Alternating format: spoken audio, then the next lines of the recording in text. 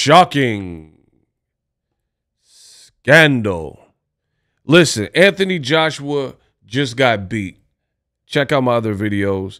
But now a new audio clip has surfaced and leaked on the internet, which is very bizarre if I do say so myself. Now, boxing is the theater of the unknown. Expect the unexpected. But once I play this for you, you guys are going to be like, that's pretty weird from Anthony Joshua. In the corner, in between rounds, Anthony Joshua, in a fight, he's being absolutely pummeled. He's been hurt, and he's being dominated by Daniel Dubois, has the nerve to say that Daniel Dubois ain't ish.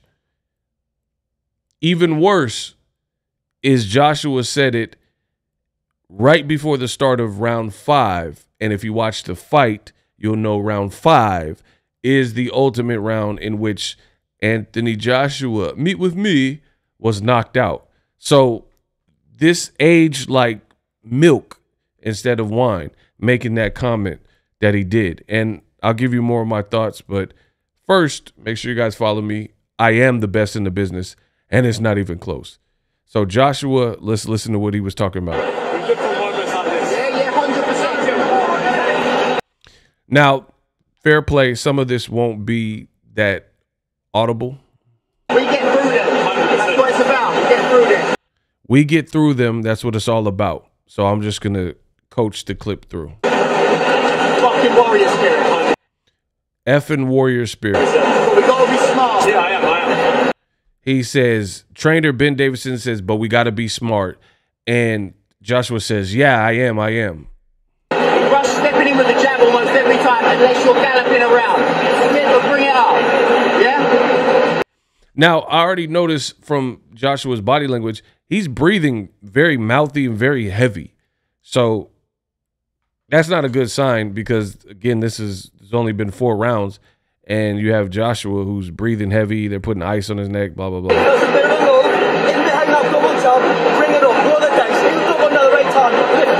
Now, here's the part. Yeah? Roll the dice. Roll that dice. Doubling his eyes, bring it up. The other side is trying to come up fast. Yeah, so he said, roll the dice. He's going to start this and come out fast. And it looks like he's looking at the clock. But pay attention. This is the part. Hey, this is the best part. Are you ready? Slip and bring it up. He'll step and reach out. This shit. What? He said he's S-H-I-T out of nowhere. He's just returning everything. And, you know, Dubois coming out. When he's hit, start mixing it up. Start mixing it up. And if you look at the scorecard, they have Daniel Dubois winning every single, everything, 10-8 round, 10-9 round, 10-8 round, 10-8 round.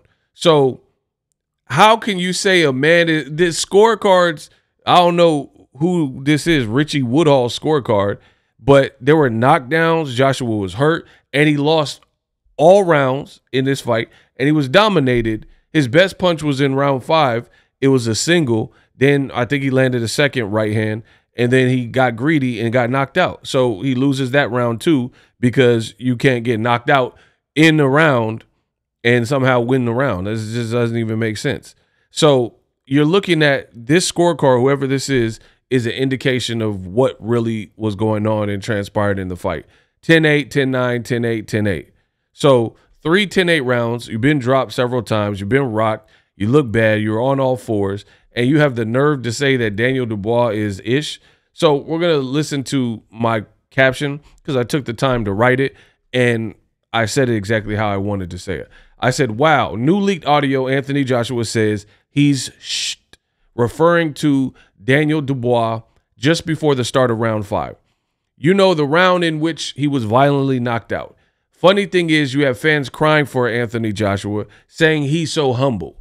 But is he really? Calling your opponent ish when he's won every round, dropped you, nearly stopped you, etc., is delusional at best. I feel like Anthony Joshua, like other boxers, some other boxers, needs yes men to stroke their ego. Understanding and underestimating your opponent is a cardinal sin. to underestimate your opponent, especially when you fought him in the amateur, sparred him, and he was winning this pro fight. I think the arrogance of Anthony Joshua is part of his recent downfall.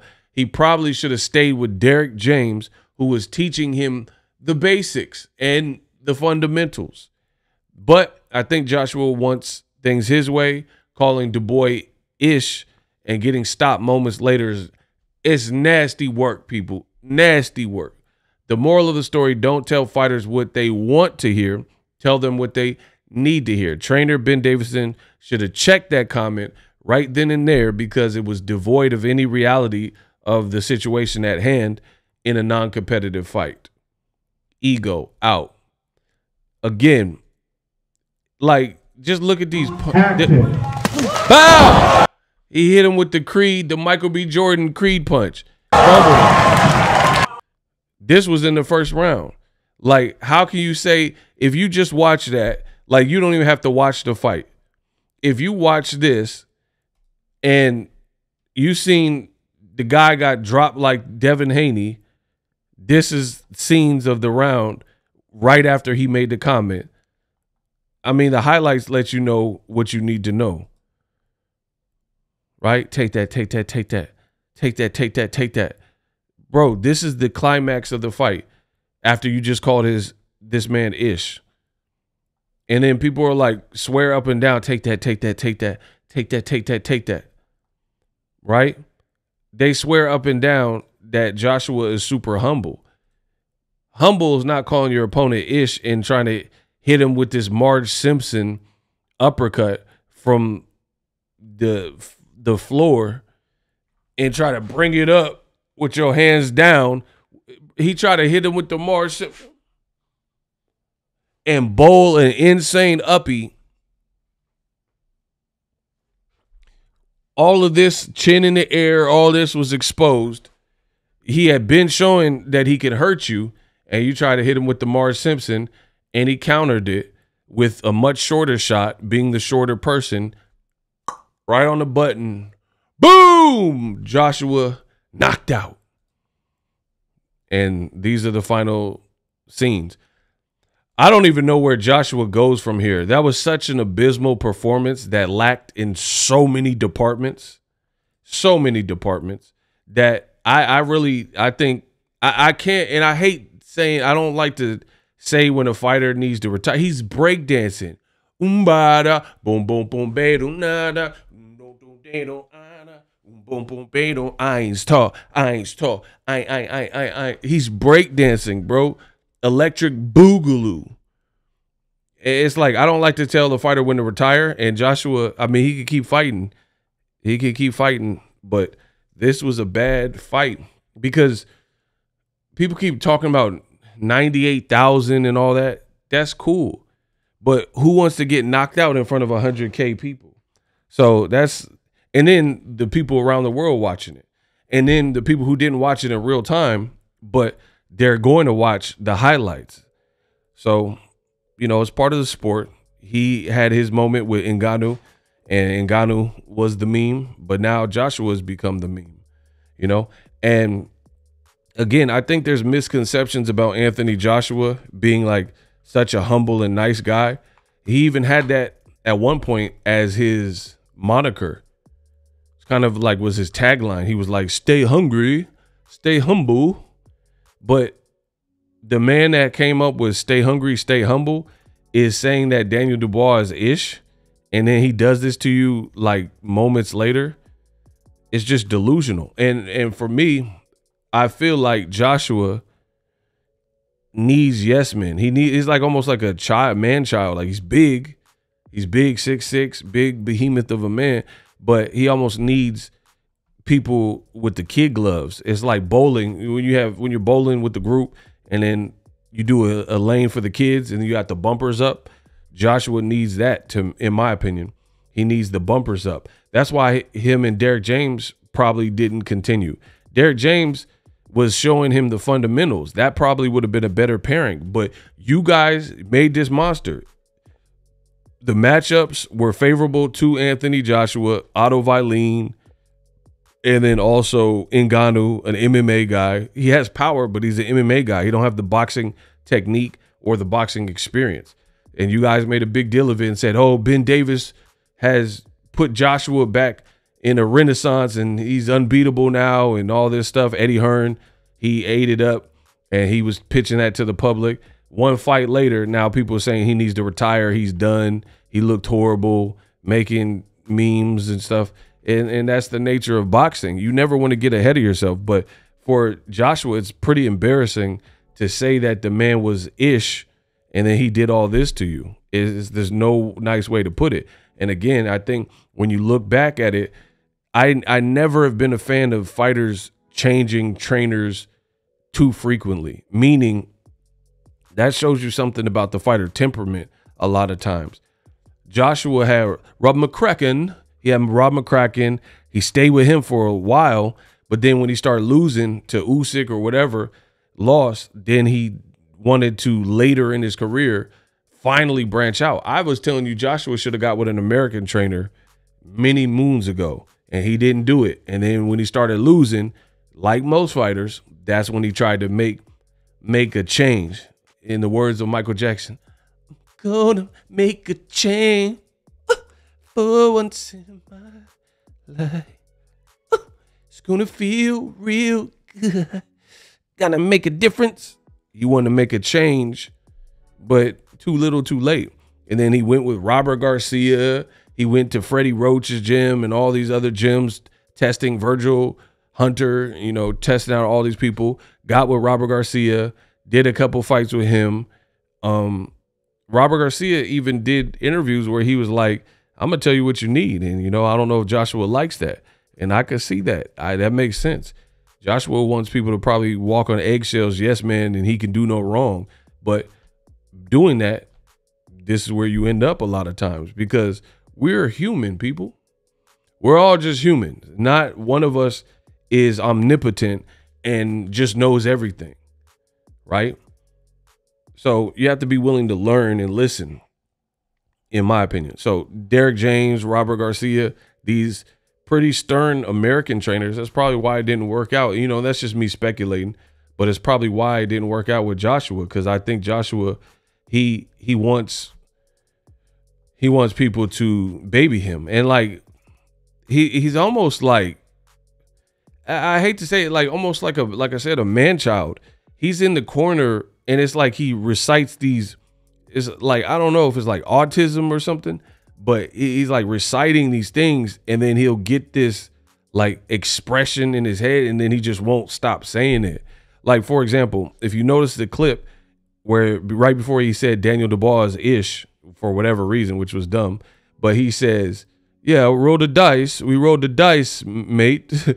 Like, because Ben Davison said that. So that, if you listen to his post-fight after he got knocked out, he was like, yeah, I'm a heavyweight, roll the dice. We rolled the dice. And like, what are you talking about? Every fighter that fights rolls the dice. It's just like he wants these like really digestible, you know, coin phrases and cookie cutter stuff. Boxing is not a cookie cutter sport, people, right? Sometimes you need a corner to slap you, you know, throw a bucket of water on you, you know, whatever. Wake your game up. This man talking about Daniel Dubois is terrible and he's ish, but these are the final scenes in the fight. And again, there's going to be some people that they're going to be like, no, ego, that's what a fighter is supposed to do.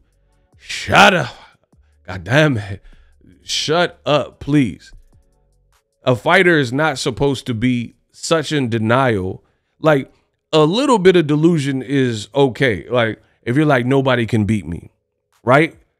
But not if you're in the ring and a person is clearly soundly beating your ass and you're still saying, I'm indestructible, and you're not being realistic.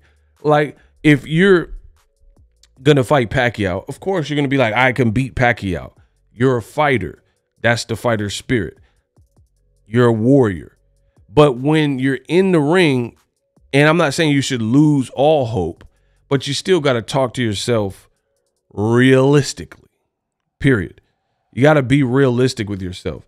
You can't be like, oh, I'm destroying this guy, and then you've been hurt virtually every round. Your legs is bad. That's not being real. Like, I live in a real world. I don't live in this fake world. There was a lot riding on this fight. I really think that the organizers wanted Joshua to win. I think they were looking at Martin Bakole in Africa, Joshua talked about. But more importantly for the UK, I think they wanted Tyson Fury versus Joshua still to happen. Now that fight, that ship has sailed. I mean, they could still do it, but who cares? It's like Amir Khan, Kell Brook now. Tyson Fury just got damn near knocked out by Usyk. Usyk done beat him twice. And then now Dubois, a guy Usyk beat also, Daniel Dubois, right? He just knocks out Joshua. Who cares about Tyson Fury, AJ? So I feel like it might be the end of the road for Joshua.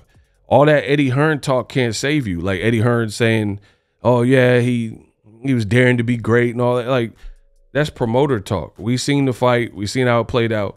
Your fighter is calling Daniel Dubois-ish, and then in the round, entering the round, that right after he said that, he gets brutally knocked out because he makes rookie mistakes. Again, he literally threw the Marge Simpson uppie. What did you think was going to happen as a pro fighter? And you're trying to shoot this shuriken and just knock the man's head off. And again, anybody who's saying like, oh yeah, that he had to do that. No, he didn't. It was, he didn't have moments in the fight, but it was only round 5. You don't have to go out on your shield when you got 7 more rounds. A lot of you guys don't know about boxing. Y'all don't know.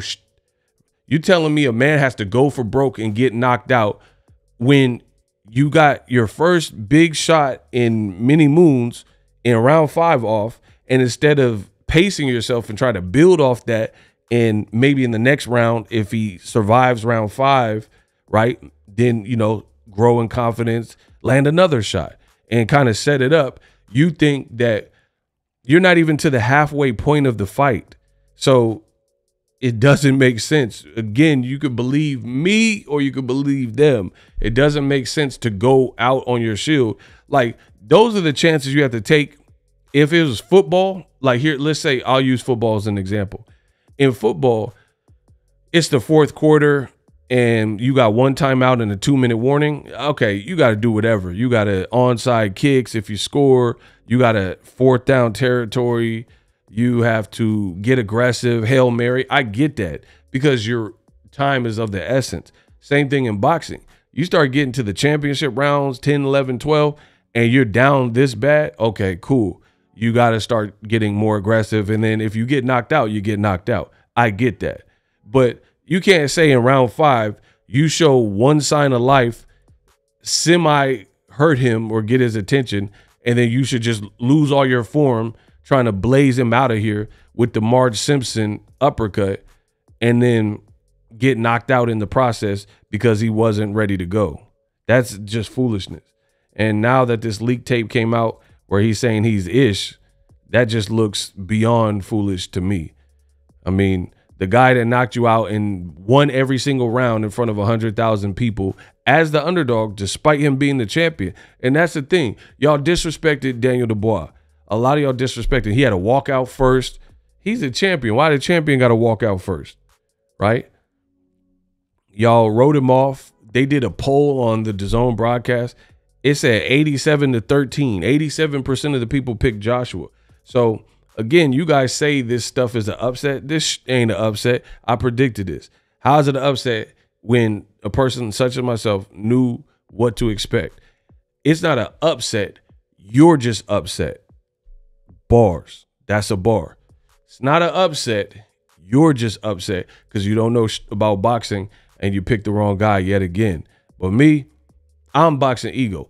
I'm the best in the business. But as far as Joshua in this leak clip, this looks very bad. You're calling the man that was destroying you. Shh.